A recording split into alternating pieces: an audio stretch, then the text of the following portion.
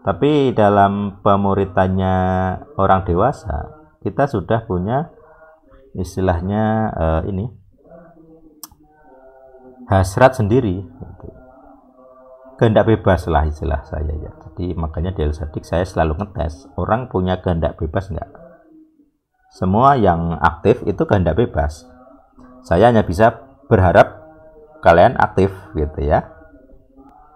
Ada banyak sejak dulu soalnya. Ini sejak dulu 2011 kita punya grup Facebook dulu hampir 1000 gitu.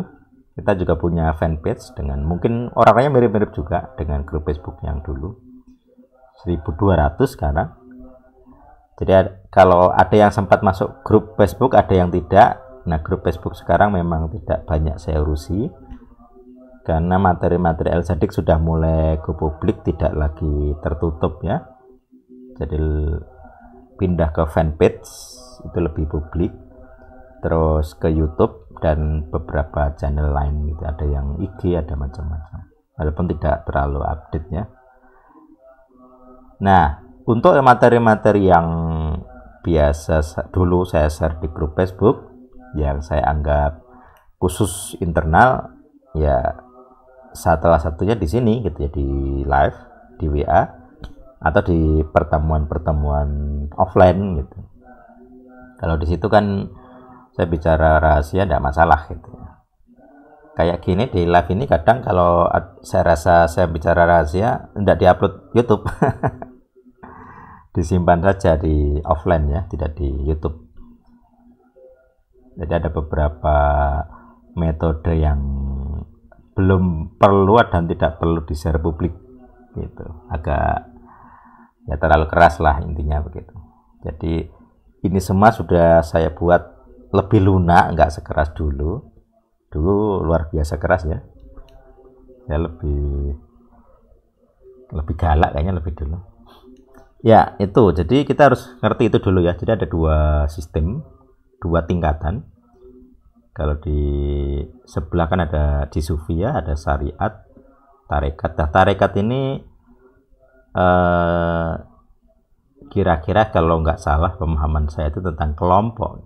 Jadi syariat itu kan lebih ke individualnya kelihatan. Tarekat itu lebih ke kelompok-kelompok. Jadi mereka terpisah dalam tarekat-tarekat masing-masing.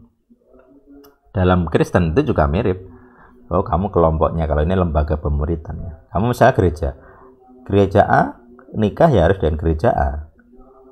Jadi kalau lintas gereja tuh udah warning gitu ya.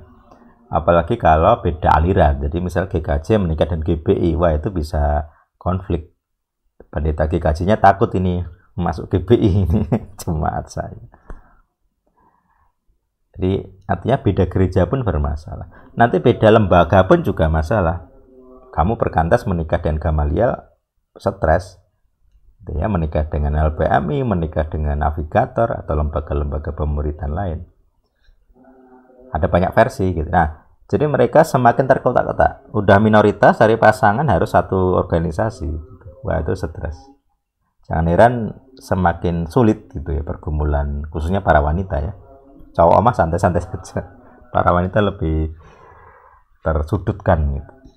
Nah, ini yang jadi pergumulan dalam pemuritan atau filosofi pemuritan. Jadi kita harus bedakan. Kemudian yang ketiga itu namanya hakikat. Jadi hakikat dan marifat itu dua atas itu lebih filosofi, yang bawah itu lebih bentuk.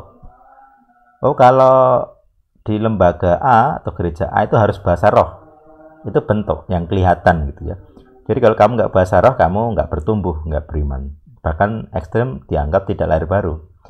Jadi lahir baru dianggap ditandai dengan bentuk berbahasa roh. Makanya di beberapa gereja karismatik wajib berbahasa roh. Kalau nggak bisa menirukan. Nah, jadi mereka mengejar bentuk yang kelihatan.